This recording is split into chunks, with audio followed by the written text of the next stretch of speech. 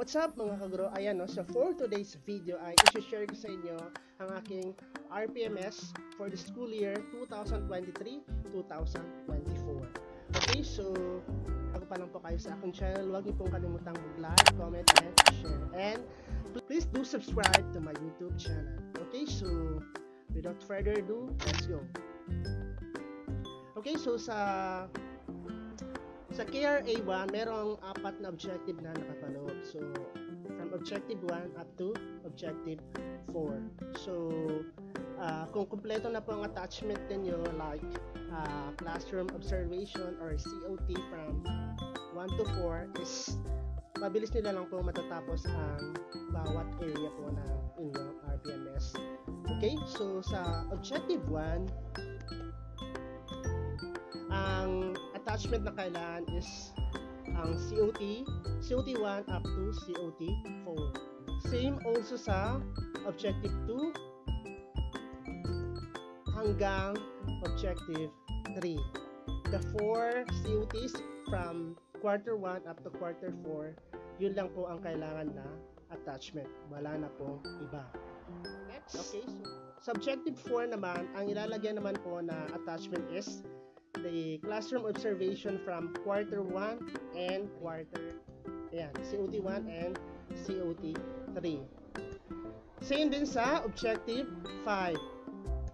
Ang ilalagay po na attachment ay COT 1 and COT 3. Pagdating naman po sa objective 7 and 8, ang ilalagay naman po na attachment ay classroom observation from second quarter and fourth quarter.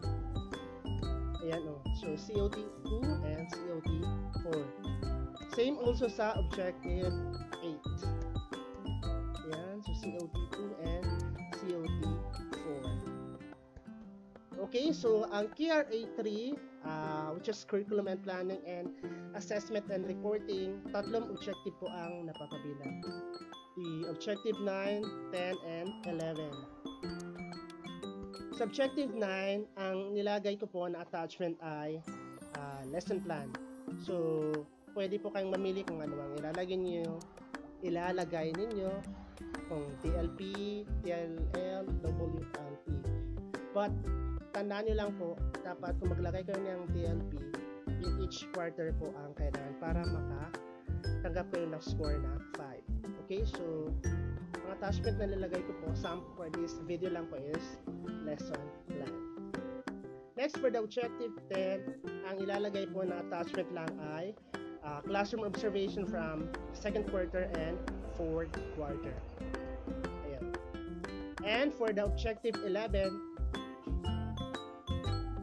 ang ilalagay po na attachment or means of verification ay item analysis from first quarter up to fourth quarter para po makatanggap kayo ng 5 points. Okay? So, ayan.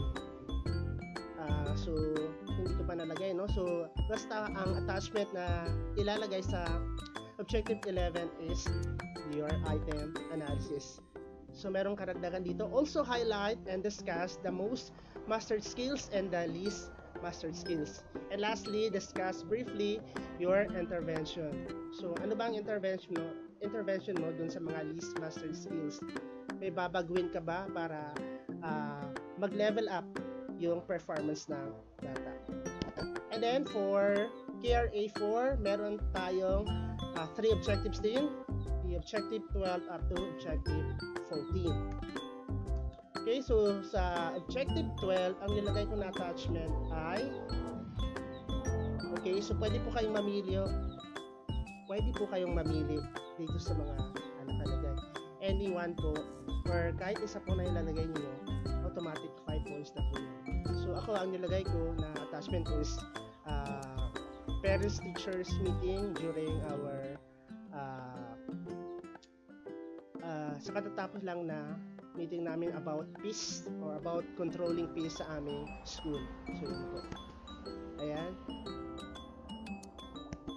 For objective 13, ang ilalagay po na attachment ay mga trainings or certificates na inattendan ninyo from Division ba yan, district, school-based. Yan po, ang nilalagay po na attachment. So, ang nilagay ko po na attachment ay, okay, so yan, pamili lang po kayo. Okay, so dalawa pang nilagay ko na attachment or pictures as a means of verification. So, yung first picture po is school paper advisor, training, division po yan. And then the second picture is district level po na in-service training.